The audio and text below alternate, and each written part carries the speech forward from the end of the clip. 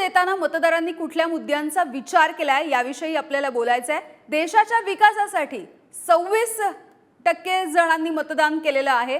नरेंद्र मोदी यांच्या नावासाठी खरं तर 16% मतदारांनी मतदान केलेलं आहे। हे वेगवेगळे मुद्दे आपण बघतोय। महागाईचा आणखी एक मुद्दा समोर आलेला आहे। 17% जणांनी महागाईसाठी मतदान केलेलं आहे।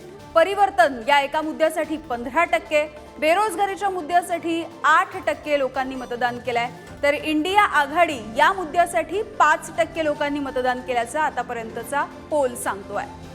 आणि या सगळ्याविषयी आपल्याला परिवर्तनाच्या विषयी बोलायचं हो यामिनी, आणि हा मुद्दा आता ज्याला त्याला हवा तशा प्रकारे मोजता येईल। म्हणजे उदाहरणार्थ यामिनी तू असंही म्हणू शकतेस की देशाच्या विकासासाठी महागाई परिवर्तन हा नंबर एकत्र केला तर तो इंडिया आघाडीच्यासाठी फॉर आहे का? आपण पुन्हा एकदा हे सारखं विश्लेषण जरा लागणार आहे। मी विनायक पासून सुरू करूयात आणि आपण बाकीच्या गेस्टकडे जाऊयात। विनायक, ही अशी कन्व्हिनियंट बेरीज इंडिया आणि भाजपवाले करू शकतात बघा, मोदी त्यासाठी परिवर्तन आणि त्यासाठी भारताचा विकास, बघा नंबर आमच्या बाजूने आहेत। इंडिया आघाडी म्हणेल बघा परिवर्तन, बेरोजगारी आणि काय राहुल गांधी बघा नंबर आमच्या बाजूने, असं करता येईल? प्रसन्न, मुळात यातला परिवर्तन हा जो मुद्दा आहे हा लोकल अँटी इन्कम्बन्सीच्या बाबतीत जास्त आहे। आम्हाला लोकल उमेदवार नको आहे। कदाचित आम्हाला देशातलं सरकार हवंय किंवा नको असेल, ते काही जण हो म्हणलेत, काही जण नाही म्हणलेत, पण लोकल उमेदवाराबद्दलची अँटी इन्कम्बन्सी हा सगळ्यात महत्त्वाचा फॅक्टर ज्यांना ईव्हीएमचं बटन दाबताना वाटतो असे तब्बल 15% लोक आहेत। असं मानलं जातं की महायुती आणि भाजपची ही परंपरागत स्ट्रॅटेजी आहे की जास्तीत जास्त लोकांची तिकीटं बदलली जातात, 25 ते 30% लोकांची।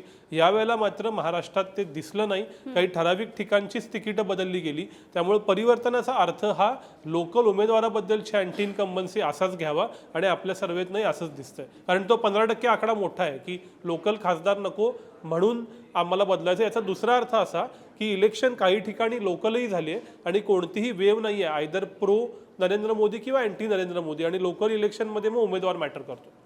बरं, तर सध्या तरी हे जे महत्त्वाचे मुद्दे होते, ज्या मुद्द्यांच्या आधारावरती लोकांनी मतदान केलेलं होतं, याचा पोल सध्या आपण पाहिला। मराठवाड्यामधलं चित्र नेमकं काय आहे, इतर काही महत्त्वाचे मुद्दे ते सुद्धा आपल्याला बघायचे आहेत। मराठवाड्यामध्ये मराठा समाजाचं मतदान नेमकं कुणाच्या बाजूने झालेलं आहे त्याविषयी आपण बोलूयात आणि याविषयीची माहिती बघूया ग्राफिक्सच्या माध्यमातून।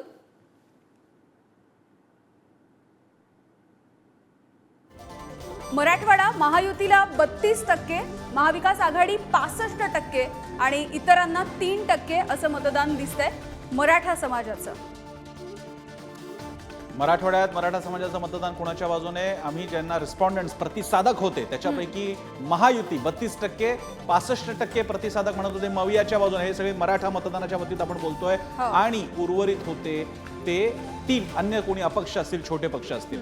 यासाठी प्रकाश पवारांकडनं जाऊन आपण सगळ्यांसाठी, सगळ्या आपल्या डायससाठी हा प्रश्न खुला करूयात। प्रकाश पवारजी हे मराठा आरक्षण आणि मराठा मुद्द्यांचे विशेष अभ्यासक आहेत, त्यांच्या विशेष जिव्हाळ्याचा विषय आहे। प्रकाश पवारजी, ही लाट आधीपासून जाणवत होती, जालन्यामध्ये मराठा आंदोलनाचं एपिसेंटर असणं असेल, नंतर जरांगे पाटलांच्या सभा असतील, हे होणं स्वाभाविक वाटत होतं? मी याच्याकडे जरा क्रिटिकल दृष्टिकोनातून पाहतो। पहिला मुद्दा तुमच्या सर्वेमधनच पुढे आलेला आहे की 32% लोकांनी जर युतीला मतदान मराठा म्हणून केलं असेल तर मराठ्यांनी युतीला नाकारलं नाही, याच्यावरती तरी पहिली गोष्ट सर्वेमधून एक मुद्दा पुढे येतो। दुसरा मुद्दा आहे की मराठ्यांच्या वोटिंगमध्ये म्हणजे युतीच्या तुलनेत दुप्पट वोटिंग त्यांचं महाविकास आघाडीकडे गेलेलं आहे। तर हे सुद्धा एक नैसर्गिकच गोष्ट आहे। त्याची 2 कारणं आहेत। पहिला मुद्दा म्हणजे आधीसुद्धा शिवसेनेला म्हणजेच आत्ताच्या उद्धव ठाकरे यांना गरीब मराठ्यांचं वोटिंग होत होतं, तो एक भाग।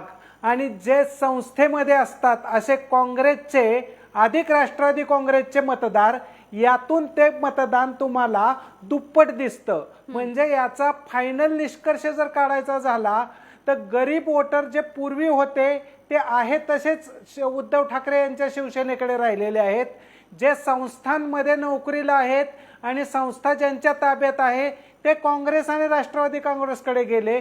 परंतु बीजेपीचा जो वाटा होता किंवा त्यांनी ज्यांच्याशी आघाडी केलेली होती, तो अजित पवारांचा गट असेल किंवा शिंदेंचा गट असेल, त्यांच्याकडे वोटिंग गेलेलं आहे। हे तुमच्याच सर्वेमधून अधोरेखित होत आहे किंवा दिसत आहे असं मला वाटतं। बरं, याविषयी उदय अहेर यांना सुद्धा बोलायचं, आपण त्यांची सुद्धा कमेंट घेऊयात. महायुती 32%, महाविकास आघाडीकडे 65% मराठा मतदान आपल्याला दिसतंय आणि इतर 3%.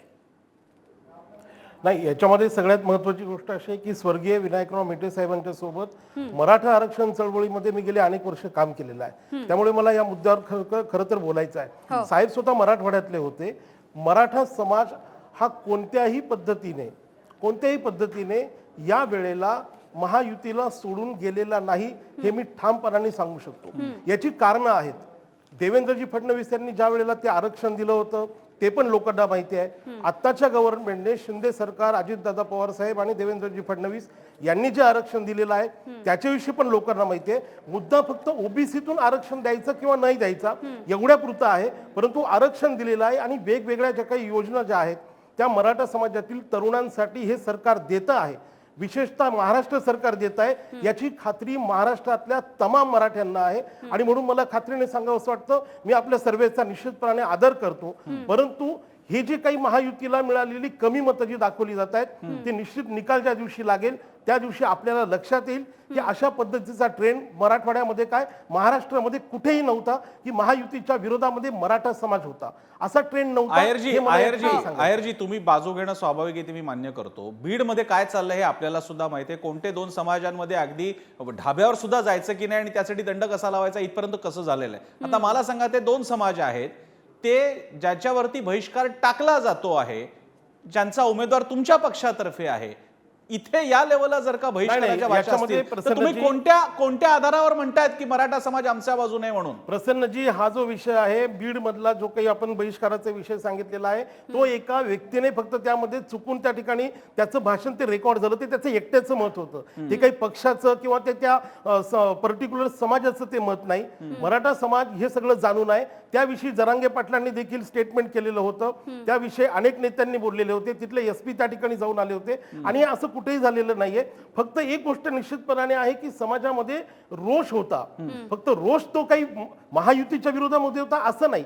एकूणच राजकीय परिस्थितीविषयी, एकूणच आतापर्यंत काँग्रेसने देखील इतक्या वर्षामध्ये कोणत्या प्रकारचे आरक्षण दिलेत? काँग्रेसने तर काहीच दिलं नाही. उलट पक्षी महायुतीचं ज्या वेळेला सरकार आलं त्यावेळेला, मागच्या वेळेला देवेंद्रजी ज्या वेळेला मुख्यमंत्री होते तेव्हा देखील अगदी अल्पसंख्या, मी तर म्हणतो की अगदी ज्यांना 3% म्हणून हिणवलं जातं त्या माणसाने आरक्षण दिलं. परंतु ज्यांनी वर्षानुवर्ष सत्ता भोगली मराठा समाजाच्या जीवावर त्यांनी आरक्षण दिलं नाही. याची जाणीव पूर्णपणे मराठवाड्यातल्या मराठ्यांना आहे, महाराष्ट्रातल्या मराठ्यांना आहे, तरुणांना त्याची जाणीव आहे. आणि म्हणून मी खात्रीने सांगू शकतो की यामध्ये मराठवाड्यात काय संबंध, महाराष्ट्रामध्ये महायुतीच्या विरोधामध्ये वातावरण, महायुतीच्या विरोधामध्ये त्या ठिकाणी मतदान असं कुठेही झालेलं नाही. मराठा समाज हा खूप शोषित समाज आहे आणि त्या पद्धतीने योग्य व्यक्ती निवडून, योग्य पक्ष निवडून, योग्य नेता निवडून त्यांनी महायुतीलाच मतदान केलेलं आहे, हे मला ठामपणाने सांगायचं आहे. दुबे आपल्या सोबत आहेत, त्यांच्या पक्षाचे तिकडे उमेदवार सुद्धा आहेत, विद्यमान सुद्धा. आणि मराठवाड्याने नेहमी शिवसेनेला म्हणजे उद्धव ठाकरेंना आधीपर्यंत शिवसेना म्हणजे उद्धव ठाकरे शिवसेना अशा अर्थानं त्यांना साथ दिलेली आहे. दुबेजी, तुमचं काय म्हणणं आहे? असं आहे की मराठा समाज हे गौरवशाली आणि स्वाभिमानी समाज आहे. ज्या प्रकारे जालनामध्ये मनोज जरांगे पाटील यांचे समर्थकावर लाठीचार्ज झाला होता, त्यांचा अपमान झाला होता, हे महाराष्ट्राचा मराठा समाज कधी विसरणार नाही. आणि ह्या तुम्ही जे दाखवत आहे की जे महाविकास आघाडीला कौल आहे मराठा समाजाचा, हे खरं आहे आणि यांची टक्केवारी जास्त होणार. 80 ते 90% मराठा समाजाचे लोक हे महाविकास आघाडीवर मतदान करणार. कारण असं आहे की केंद्र सरकारने आणि राज्य सरकारने हे मराठा समाजाचाशी छळ केला आहे. सगळ्यांना माहीत आहे की सुप्रीम कोर्टमध्ये जे कॅपिंग आहे 50% ते वनली केंद्र सरकार तोडू शकत. एक अध्यादेश घेऊन म्हणजे जर आली असती तर हे 50% जे कॅपिंग आहे ते तुटली असती आणि हे मराठा समाजाला न्याय मिळाला असता. पण हे सगळं झालं नाही. हे सगळं बघून लोक कंटाळलेले आहेत. आणि ज्या प्रकारची महायुतीमध्ये हे भाजप आणि 2 नकली पक्षांना घेऊन हे राजकारण हे लोक सुरू केले आहे ना, या सगळ्यांना बघून मराठा समाजाला कधी क्षमा करणार नाही. आणि ह्याच्यासाठी हे जे आकडा तुम्ही दाखवत आहे ना एकदम खरा आहे आणि हे जास्त होणार. आणि मराठा समाज हे महाविकास आघाडीला आणि शिवसेना उद्धव बाळासाहेब ठाकरेला साथ देतील असा मला खात्री आहे. आणि 4 जूनला आम्हाला हे निकाल निकाल रूपी दिसणार. बरं, मराठा समाज नेमकं कोणाला मतदान करतोय ते आपण पाहिलंय. ओबीसी समाजाने नेमकं काय केलंय त्याची सुद्धा आकडेवारी जाणून घेऊयात. मराठवाड्याचीच परिस्थिती आहे. मराठवाड्यामध्ये ओबीसी समाजानं जे मतदान केलंय ते कुणाच्या बाजूने केलंय याची आकडेवारी बघूयात ग्राफिक्सच्या माध्यमातून.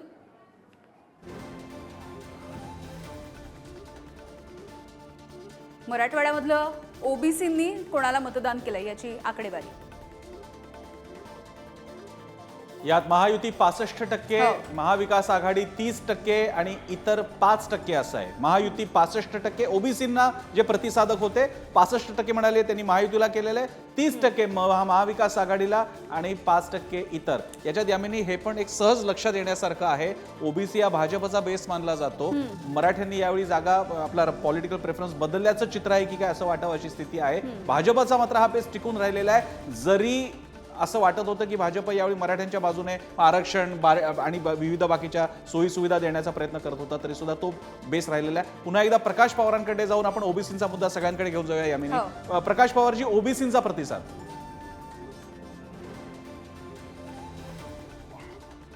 की ओबीसींचा प्रतिसाद हा सुद्धा एक नॅचरली मिळालेला आहे.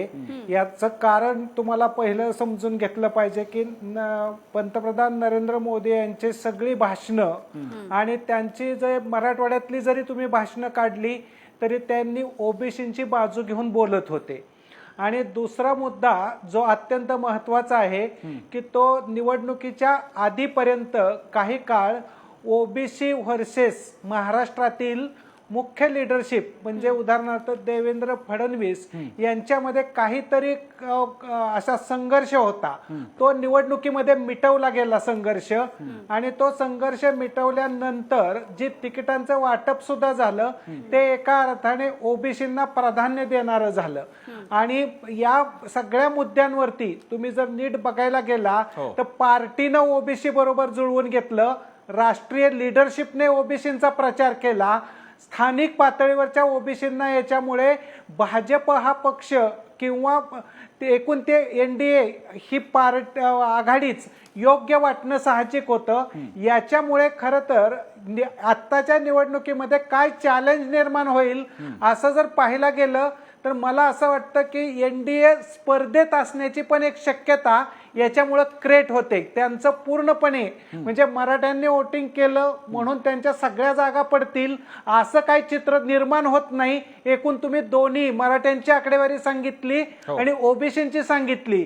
ओबीसी अधिक मराठ्यांमधला काय 33% वगैरे भाग एकत्रित केला तर तुमच्या असं लक्षात यायला लागतं की बीजेपी सुद्धा चांगली स्पर्धेत आहे.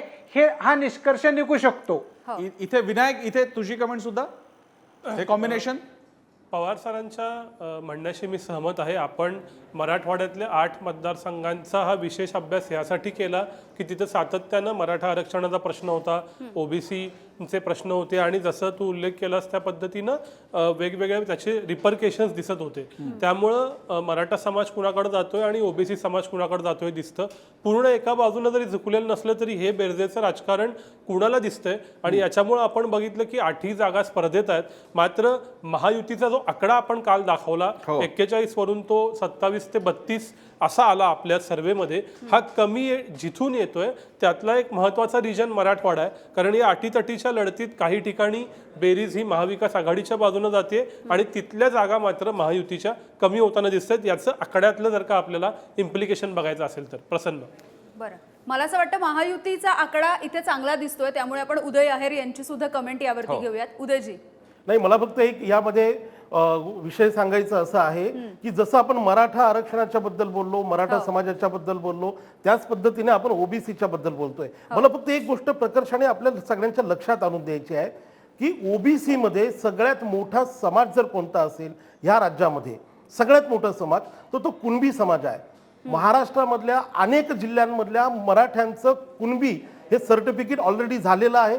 त्यामुळे मराठा समाज जो काही पहिल्या याच्यामध्ये दाखवलं जात होतं की कमी प्रमाणामध्ये महायुती सोबत आहे आणि नंतरच्या याच्यामध्ये ओबीसी दाखवलं जातं. मला फक्त एवढंच या ठिकाणी सांगायचं की मराठा आणि कुणबी हे बऱ्याच ठिकाणी वेगळे नाहीत आणि त्यामुळे हे सगळेच्या सगळी लोक, मॅक्झिमम लोक ही महायुतीच्या सोबत आहेत. त्यामुळे या गोष्टीवर आपण प्रकर्षाने, खरं तर मला असं वाटतं की सर्वे करताना नेमकं ह्या गोष्टीचं लक्षात घेतलं गेलं की नाही ते मला माहित नाही, परंतु सगळ्यात मोठा समाज हा कुणबी आहे ओबीसी मधला, हे मला या ठिकाणी ठामपणाने सांगावं असं वाटतंय. राजू वाघमारे पण काही बोलू पाहतायत याबद्दल. लक्षात घ्या प्रसन्नाजी की आजपर्यंत कुणबी आणि कुणबी नोंदी तपासून त्यांना कुणबीमध्ये परिवर्तन करण्याची जी मागणी होती ती आजपर्यंत पूर्ण झाली नव्हती. ती आदरणीय एकनाथरावजी शिंदे साहेब आणि त्यांच्या सहकार्यांनी करून दाखवली. त्याच्यामुळे त्याच्याबद्दल मराठा समाजामध्ये खूप आदर आणि आस्था तयार झालेली आहे.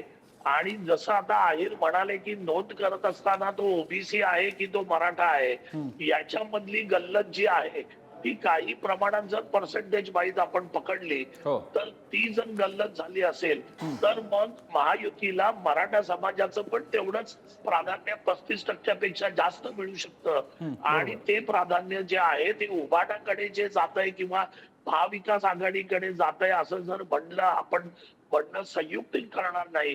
कारण याच उभाटाने मराठ्यांच्या मुक्काम जो मोर्चा होता त्याचं केलेलं विडंबन किंवा त्याची केलेली चेष्टा हा मराठा समाज अजून विसरलेला नाही. ही गोष्ट आपण लक्षात घेतली पाहिजे. त्याच्यामुळे जे मुके मोर्चे या महाराष्ट्रामध्ये काढले होते त्याच्या संदर्भात मुके आणि मुका या पद्धतीची टीका ज्यावेळी उभाटाने केली होती ते आजपर्यंत मराठा समाज विसरलेला नाहीये. त्याच्यामुळे आपण इमिजिएटली असा तर्क बांधणं की मराठा समाज हा पूर्णपणे महाविकास आघाडीकडे गेलाय हे चुकीचं ठरेल. खरं तर आपण मराठवाड्यामध्ये ओबीसी समाजाचं मतदान कुणाच्या बाजूने पडलं याविषयी बोलत होतो आणि महायुती 65%, महाविकास आघाडी 30% आणि इतर 5% असं आहे. आपण हुसेन दलवाई यांची एक कमेंट घेऊयात. हुसेनजी,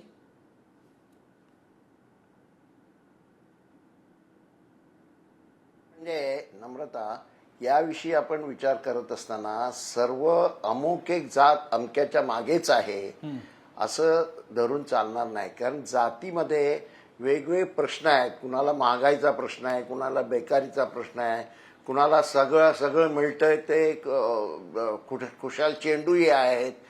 त्यामुळं एक जात अमक्या ठिकाणी जाईल असं समजणं अतिशय चुकीचं आहे. एक दुसरं असं, कुणबी समाजाच्या बद्दल जर बोलायला झालं तर मी म्हणेन कोकणातल्या कुणबी पूर्णपणे मोठ्या प्रमाणात हा शिवसेनेच्या बरोबर आहे किंवा काँग्रेस बरोबर आहे, म्हणजे इंडिया आघाडी बरोबर आहे. तो काय भाजप बरोबर नाही हे स्पष्ट दिसतं. उत्तर मराठवाड्यातली मला कल्पना नाही तितकी, परंतु विदर्भामध्ये सुद्धा जो कुणबी समाज मोठ्या प्रमाणात आहे तो कुणबी समाज हा काँग्रेस बरोबर त्या मानाने जास्त आहे बीजेपीच्या मानाने. हे आपण लक्षात घेतलं पाहिजे. नुसते त्याची अशी चर्चा तोडफोड करून चालणार नाही. जिथे फार मोठ्या प्रमाणात आग्रह होतो म्हणजे कुणबी सोडून इतर जे ओबीसी समाज आहेत ते फार आक्रमक झाले की मराठा समाज थोडासा सावध होतो आणि तो त्यांच्या विरोधात जातो असं साधारण दिसतं, जे बीडमध्ये दिसतं. सगळ्या ठिकाणी ते आहे असं समजण्याचं कारण नाही. या सगळ्या चर्चेमध्ये सगळ्यात महत्वाचे मुद्दे बाजूलाच राहिलेले आहेत. इथे घटनेचा मुद्दा आहे, संविधानचा मुद्दा, इथल्या लोकशाहीच्या संबंधातला मुद्दा आहे, इथे येणारं हुकुमशाहीच्या संबंधातले मुद्दे आहेत. आणि ज्या तऱ्हेने द्वेष भावना पसरवण्याचा प्रयत्न झालेला आहे, समाजामध्ये फूट पाडण्याचं झालेलं आहे, ते प्रश्न सुद्धा चर्चेला गेले पाहिजे असं मला वाटतं. हो, आपण त्याविषयी चर्चा करणार आहोत. पुढे आणखी काही प्रश्न आहेत या सगळ्या संदर्भातले. मात्र आताचा एक प्रश्न आपण घेऊयात. मराठेतर उच्चवर्णीयांच्या मतदानाचा कल नेमका कसा राहिलाय हे बघूयात ग्राफिक्सच्या माध्यमातून.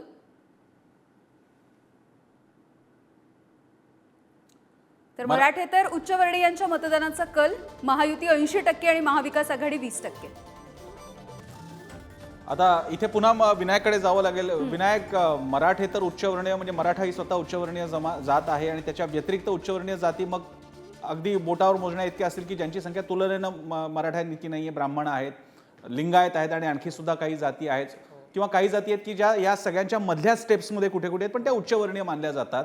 या प्रेफरन्सला कसा आकडा टक्केवारीमध्ये बघताना एकदम 80%, मविया 20% वाटतो, पण प्रत्यक्षात तो कसा घ्यायला पाहिजे आपण? आणि आणखी एक महत्त्वाचं म्हणजे कुठल्या क्षेत्रामध्ये म्हणजे राज्यभरातल्या कुठे त्या प्रभावी ठरलेल्या आहेत ते सुद्धा. विनायक, नाही, प्रसन्न उच्चवर्णीय जाती आपण यासाठी तपासल्या की पारंपरिक दृष्ट्या त्यांचा कल हा भाजप किंवा महायुतीकडे राहिलेला आहे. सध्या तो कल बदलतोय का हे तपासण्यासाठी आपण तपासलं, कारण जसं आपण मराठवाड्यामध्ये मराठा समाज आणि ओबीसी समाज तपासला तर तो परंपरागत मतदार भाजपचा त्यांच्या बरोबरच राहिलेला दिसतोय. आणि विशेषतः हा अपेक्षेप्रमाणे शहरी भागामध्ये जास्त आहे. आणि जो 20% महायुती बरोबर दिसत नाही त्यातला सुद्धा भाग हा शहरी भागात आणि प्रामुख्यानं उद्धव ठाकरेंच्या शिवसेनेकडे आहे, उरलेल्या 20% मधल्या. एक आपण समजून घेतलं पाहिजे की उच्चवर्णीय समाजाची एकूण समाजातली टक्केवारी जी आपण पकडली आहे मराठेतर ती कमी आहे. त्यामुळे याचा क्वांटिटेटिव्ह इम्पॅक्ट कमी राहील. फक्त ट्रेंड कुठला आहे, कुठल्या जाती समूहाचा, समाजाचा, हे तपासण्यासाठी आपण हा अनालिसिस केलेला होता. बरं, आणखी काही महत्त्वाचे प्रश्न सुद्धा आहेत, जसं त्यांनी संविधानाचा मुद्दा सांगितला, असे घ्यायला सुद्धा पाहिजे, काही आपण प्रश्न जरूर घेऊ. आपल्याला घ्यायचे आहेत. मागासवर्गीय मतदानाचा कौल कसा नेमका राहिलेला आहे हे सुद्धा आपल्याला बघायचं. महाराष्ट्रामध्ये मागासवर्गीय मतदानाचा कल नेमका कसा राहिलाय आपण जाणून घेऊयात आणि पुढे चर्चा करूयात.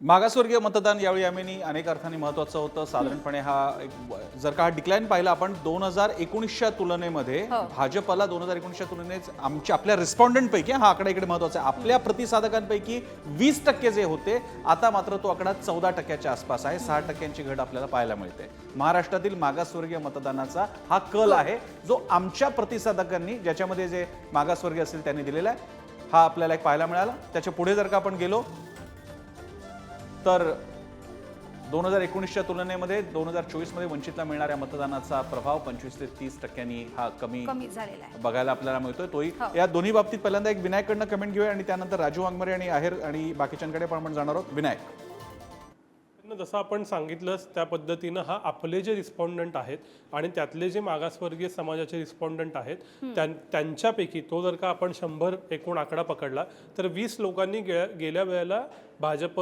शिवसेना त्यावेळेच्या युतीला मत दिलेलं होतं.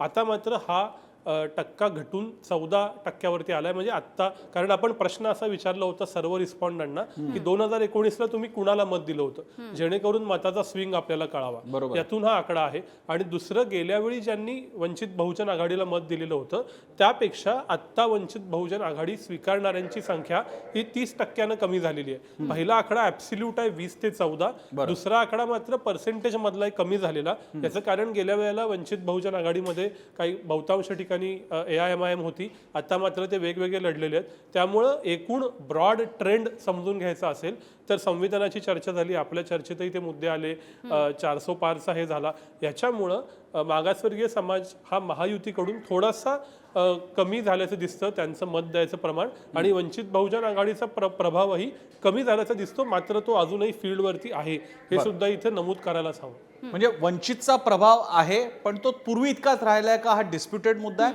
आणि भाजपला जे वोट ट्रान्सफर होत होते किंवा जात होते मागासवर्गीय समाजाचे ते तेवढ्या प्रमाणात राहिलेले नाहीयेत. राजू वाघमारेंपासून सुरुवात करूयात. राजू वाघमारे,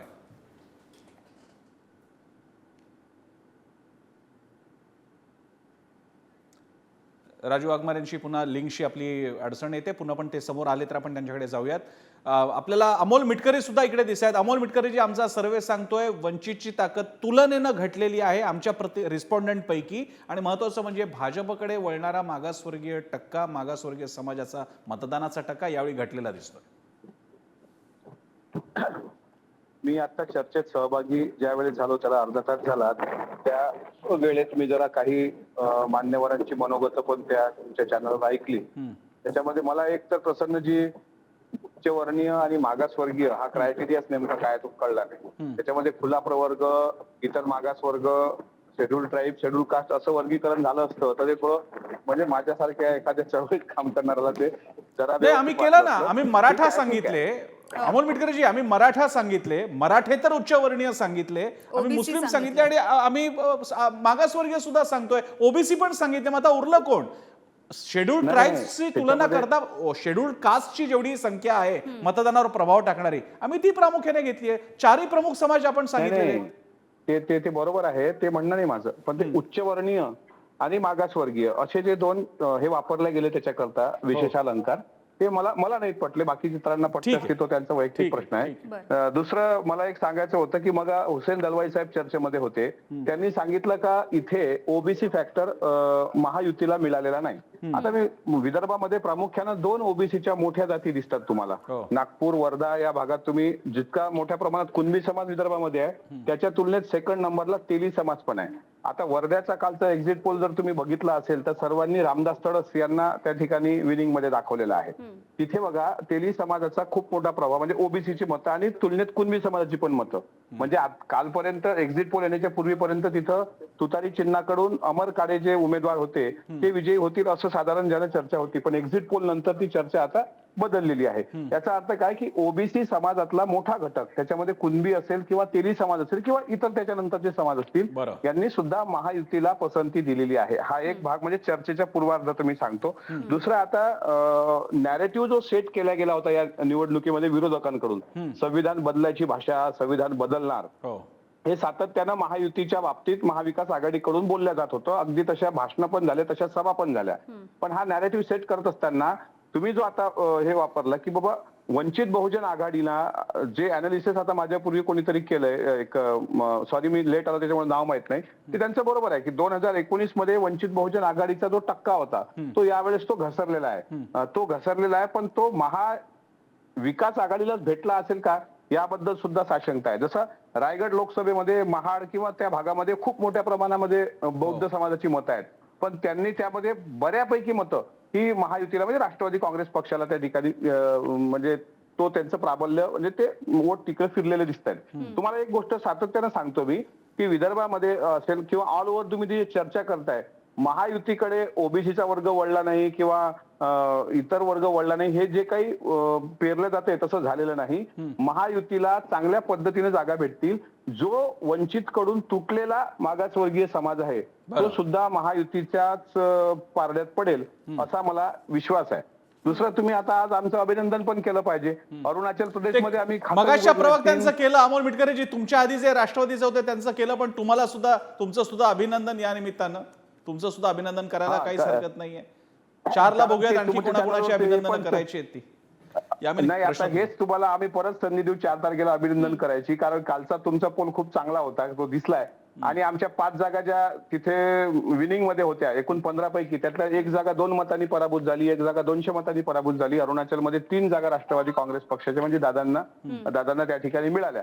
आणि आज तुम्हाला एवढं मात्र नक्की सांगतो की महायुतीमध्ये जो घटक नॅरेटिव्ह सेट करत असताना संविधान विरोधी ही लोक आहेत हे दाखवण्याचा प्रयत्न करत होता, तो घटक म्हणजे जो मागासवर्गीय समाज तो सुद्धा महायुतीकडे झुकलेला दिसेल. ठीक आहे. अमोलजी, मला बेसिक मुद्दा तुमचा लक्षात आलेला आहे. पुढचा मुद्दा मुस्लिम वोटिंगचा सुरू होण्यापूर्वी फक्त मागासवर्गीयचा विषय आपण आत्तापुरता तेवढा पूर्ण करूया. याच्यावरची कमेंट एक प्रकाश पवारांची कमेंट घेऊया त्यावरती. प्रकाश पवारजी, मागासवर्गीयांच्या वोटिंगचा पॅटर्न वंचित बाबतीतला आणि भाजप बाबतीतला. मला नाही गरज नाही. मला असं वाटतं की तुम्ही जे सांगताय 20 वरून तो जर 14 पर्यंत खाली आला तर हा परिणाम करणारा घटक आहे.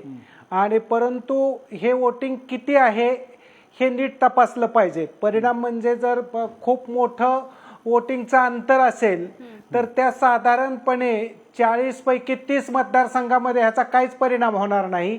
परंतु जे काल जसं पाचलग यांनी 9 सांगितले आणि माझं म्हणणं आहे की 10 मतदारसंघ आहेत, या 10 मतदारसंघामध्ये याचा चांगला परिणाम दिसेल असं मात्र एवढं यातून दिसतं. बरं, तर ओबीसीचा हा मुद्दा आपण घेऊन आता पुढच्या मुद्द्याकडे जाऊयात. पुढचा मुद्दा आहे महाराष्ट्रामध्ये मुस्लिम मतदानाचा कल नेमका कसा राहिलाय ते सुद्धा जाणून घेऊयात ग्राफिक्सच्या माध्यमातून.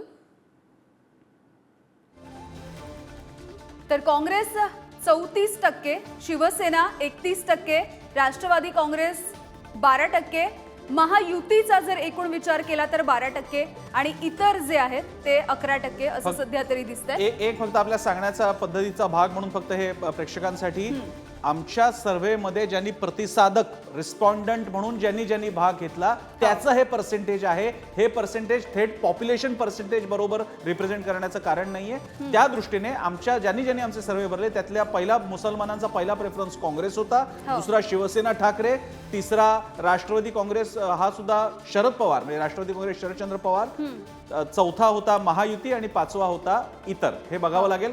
अर्थातच चर्चेची सुरुवात आपण सुरू करणार आहोत दलवाईंपासून. दलवाईजी,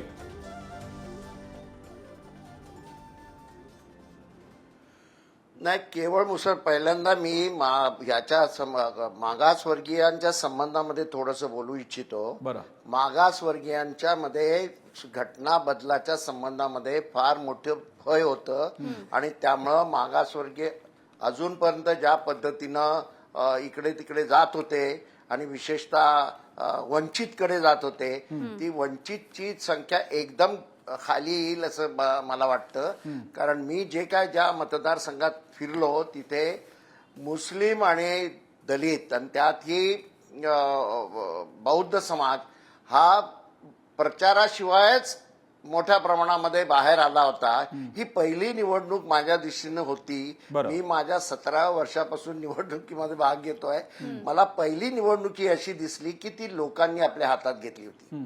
आता मुस्लिम समाजामध्ये एक भय आहेच. घटना बदलणार की नाही बदलणार हा मुद्दा येऊच शकत नाही. 400च्या वर कशासाठी पाहिजे हे जे लोकांना सांगण्यात आलं ते ही वस्तुस्थिती आहे की त्यांचा भाजपचा घटनेवर फार मोठा राग आहे. एक लक्षात घ्या, त्यांनी ज्या पद्धतीनं इलेक्शन कमिशनची ही बदलली, म्हणजे विरोधी पक्षाचा नेता, पंतप्रधान आणि सुप्रीम कोर्टचे जज असं जे होतं ते बदलून सुप्रीम कोर्टला बाजूला करून तिथे आपल्याच पक्षाचा माणूस तिथे आणला आणि ते करत असताना सगळ्या विरोधी पक्षाने बहिष्कार टाकलेला असताना केलं हे आपण लक्षात घेतलं पाहिजे. म्हणजे ते घटनेच्या संबंधामध्ये फार त्यांना काही लागून राहिलेलं नाही. दुसरं असं थोडा इतिहास सांगतो. गोळवळकर गुरुजींनी त्याच वेळेला विरोध केलेला आहे आणि त्यावेळेला ते असं म्हणाले की ही गोधडी आहे, ही घटना आमच्या देशाची असूच शकत नाही. ज्याच्यामध्ये या देशाच्या ज्या परंपरा वगैरे आहेत त्या परंपरा ज्याच्यात नाही ती आमची घटना असूच शकत नाही हे म्हटलंय. आणि ते भाजपच्या सातत्यानं डोक्यामध्ये आहे. वाजपेयींनी पण प्रयत्न केला होता परंतु फार विरोध होईल हे त्यांच्या लक्षात आल्यावर ते गप्प राहिले. यांनी न बोलताना break the constitution within the constitution या अर्थानं फार घटना बदलणार न बोलताना मला दलवाईजी मला पुन्हा मला मागासवर्गीयांचा मुद्दा लक्षात आला की घटना बदलाची चर्चा ही परिणामकारक ठरली. हा तुमचा मुद्दा लक्षात आलेला आहे. मुसलमानांच्या मुद्द्याबद्दल सुद्धा सांगा, कारण आतापर्यंत मुसलमान समाजवादी पार्टीकडे थोडे जातील, काँग्रेस आणि सपा वेगवेगळे लढतील, MIM मध्ये आहेच पुन्हा त्यांच्या स्वतःची स्पेस तयार करायला. हा पॅटर्न आता बदलून स्ट्रीमलाईन व्हायला लागलाय का अधिक? जी मुस्लिम व्होट बँक एक संध आहे असं मानलं जात होतं मात्र ते तसं नाही असं चळवळीच्या लोकांचं म्हणणं होतं. ती आता व्होट बँक ही अशा इंडिया आघाडीच्या मागे व्होट बँक म्हणून उभी राहते का? व्होट बँक म्हणून व्होट बँक असं काय? व्होट बँक हिंदू अशी उभी राहते का त्यांच्या बाजूने? असं नाही. ते त्यांच्या दृष्टीनं आत्ताच्या घडीला ज्या पद्धतीनं सरकार चाललंय, जो दर सकाळ संध्याकाळ प्रधानमंत्री ज्या मुसलमानांच्या विरोधात बोलत होते त्यांना ही माहिती आहे की मुसलमान 90% मुसलमान गरीब आहे, अशिक्षित आहे, त्याला कसली उद्योगधंदा नाही, तो बेकार आहे, त्याला त्यांच्या घरं चांगली राहण्याची ही नाही, त्यांच्या धंद्यासाठी कॅपिटल दिलं जात नाही. अशा अवस्थेत असलेल्या मुस्लिम समाजाच्या विरोधी रोज ते बोलत होते. त्याचा परिणाम असा झाला की मुसलमानांच्या दृष्टीनं आता काँग्रेस की कोर्ट असा मुद्दा नाही. शिवसेनेलाही मुसलमानांनी भरघोस मतदान दिलेलं आहे, लक्षात घ्या.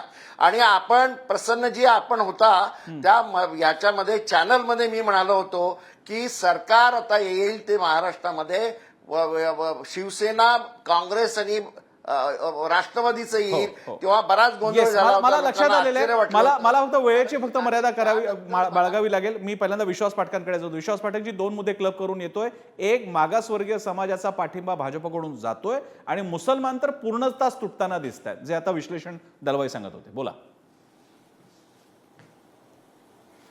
मगापासून तुम्ही चर्चा ऐकताय, तुमचा अभ्यास देखील जो पुढारी केला तो देखील बघितला आहे.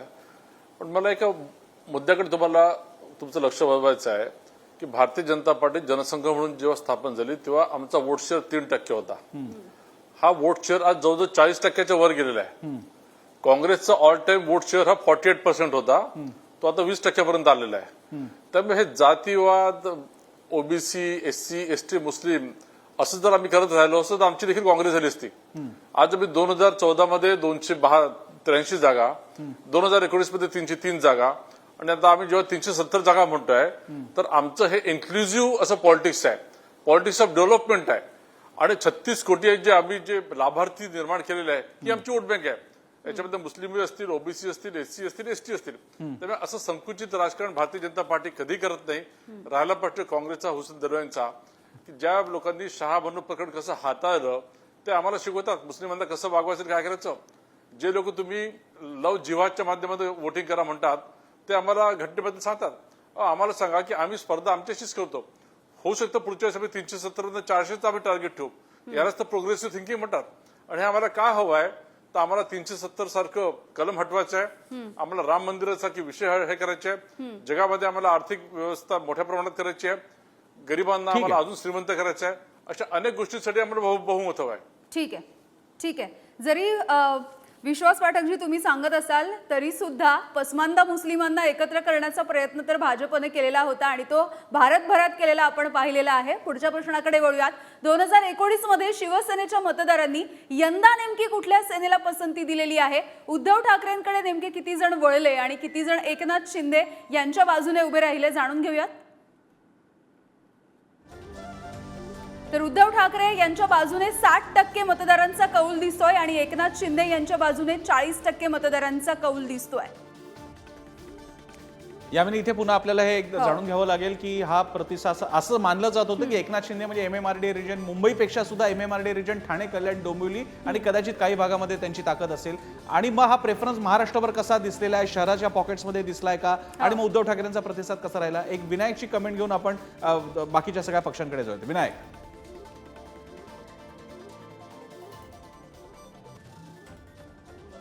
मध्ये कुणाला मत दिलं त्यावेळी ज्यांनी शिवसेना आणि भाजप अशी दोन उत्तरं दिली, कारण त्यावेळी एकत्रित लढले होते महायुती. त्यांनी आत्ता कुणाला मतदान दिलं ते आपण तपासलंय. त्यात सुद्धा कोणत्या मतदारसंघात कोणता पक्ष त्यावेळी लढत होता, आज लढतोय, आणि त्यातनं मग त्या उरलेल्या पक्षाची मतं वजा करून आत्ताचा स्विंग वोट आपण काढलेला आहे. हा एक ट्रेंड म्हणून आपण बघू शकता. एखाद्या 2% 19-20 याच्यामध्ये असू शकतो, पण ट्रेंड असा दिसतोय की शिवसेनेच्या एकूण मतांपैकी जे शिवसेनेचं मतदान आहे हे 60% उद्धव ठाकरेंच्या बाजूने गेलेलं दिसतं, तर 40% एकनाथ शिंदेच्या बाजूने गेलेलं दिसतं. त्याच्यामध्ये कोकण रिजन मध्ये उद्धव ठाकरेंच्या बाजूने थोडासा जास्त मतदार आहे शिवसेनेचा, ज्यानं गेल्या वेळी शिवसेना किंवा भाजप या महायुतीला मतदान केलं होतं. ठाणे, कल्याण इथं अर्थातच एकनाथ शिंदे यांच्या बाजूने जास्त गेलेला आहे शिवसेनेचा मतदार. मुंबईमध्येही साधारण निम्मी परिस्थिती आहे आणि मराठवाड्यामध्ये सुद्धा 60-40 उद्धव ठाकरे यांच्या बाजूने 60%, तर एकनाथ शिंदे यांच्या बाजूने 40% असा ट्रेंड आहे. एका विशिष्ट पॉकेटमध्ये विशिष्ट गटच प्रभावी आहे असं म्हणणं थोडंसं अतिशयोक्त ठरेल, पण एकूणातच मतदार साधारण कसा विभागला गेलाय याचा हा अभ्यास आहे. बरं, दुबेंची एक कमेंट घेऊया याविषयीची. उद्धव ठाकरेंकडे 60% मतदारांचा कौल आणि 40% एकनाथ शिंदेकडे.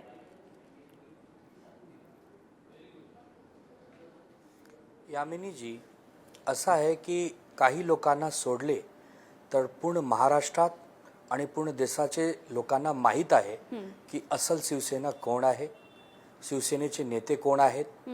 आणि तुमचे जे कळ दिसतात याच्यामध्ये 60-40 आहे ना, यांना तुम्ही 90 आणि 10 करा. 90% मतदाता हे अस्सल शिवसेना सोबत जाणार आहेत आणि हे तुम्हाला 4 जूनला कळेल. पण ठीक आहे, कोणी पण आपल्या सर्वे केला असतील. सर्वेवर वादविवाद आम्ही करणार नाही. सगळे सर्वेवर ते लोक मेहनत करतात. पण एक जिम्मेदार नागरिक आणि एक जिम्मेदार कार्यकर्ता म्हणून मला हे सांगायचं आहे की महाराष्ट्राची जनताने कधीही हे स्वीकारला नाही की उद्धव बाळासाहेब ठाकरे हे नकली शिवसेना आहेत. कधी पण नाही. आमचे वैचारिक मतभेद असतील भाजपासोबत, भाजपाला पण माहीत आहे की असल शिवसैनिक आणि असल शिवसेनेचे नेते कोण आहेत. पण ठीक आहे, आज महायुती म्हणून त्यांना एकनाथ शिंदेजी आणि अजित पवार साहेबांची गरज आहे, त्यामुळे ते सोबत घेतले आहे. पण तुम्हाला कळेल 4 जूनच्या नंतर मिटकरी साहेब म्हणत होते ना ठीक आहे, म्हणजे दुबे म्हणतायत की आमचा आकडा उद्धव ठाकरे 60% आणि एकनाथ शिंदे 40%. त्यांचं म्हणणं आहे तसं पण नाही, 90-10 अशा प्रकारे रिस्पॉन्डंट असले पाहिजेत. 2019 मध्ये राष्ट्रवादीचे जे मतदार होते त्यांनी यंदा नेमक्या कुठल्या राष्ट्रवादीला पसंती दिलेली आहे आपण जाणून घेऊयात. तर आपल्याला दिसतंय 50% अजित पवार आणि 50% शरद पवार या दोघांच्या राष्ट्रवादीकडे मतदारांचा समसमान कौल दिसतोय. प्रसन्न सर. अमोल मिटकर यांची पहिली प्रतिक्रिया स्वाभाविकरित्या. अमोल मिटकरजी. नाही म्हणणार मी, हा रेशो वाढवा.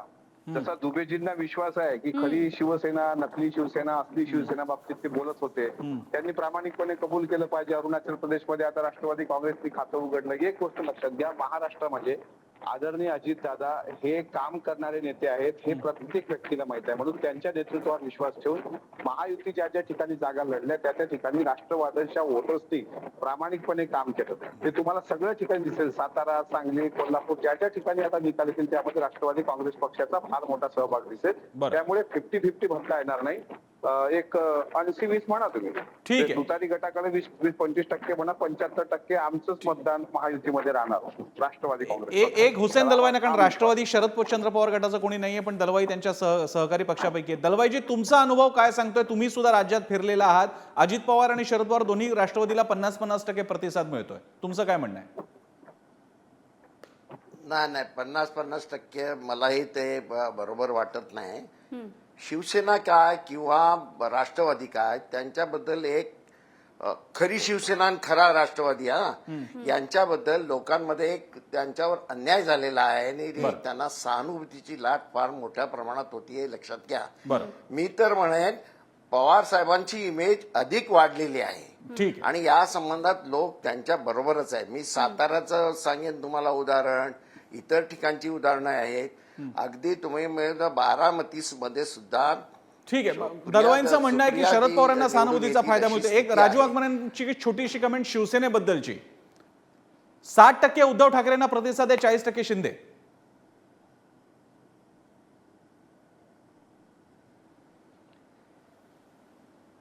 हे सुद्धा चुकीचं आहे. राजू वाघमारेंशी सुद्धा संपर्क. शेवट आपण कन्क्लुडिंग रिमार्क विनायकचा घेऊया. विनायक, शेवट करताना विनायक.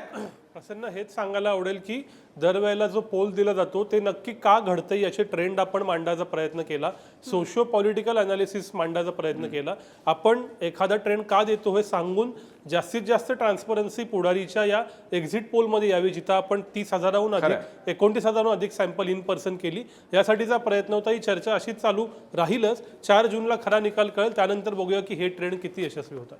बरं, धन्यवाद राजू वाघमारे, हुसेन दलवाई, अमोल मिटकरीजी, प्रकाश पवारजी आणि या विश्वास पाठक सुद्धा मगाशी होते आणि बाकी सर्वांचे, आहेरजी असतील किंवा दुबे असतील, सर्वांचे आभार. आपण सहभागी झालात यासाठी. आशा आहे 4 तारखेला सुद्धा तुमच्यासोबत अशाच प्रकारे आपण चर्चा करू प्रत्यक्ष निकालाची. तोपर्यंत धन्यवाद.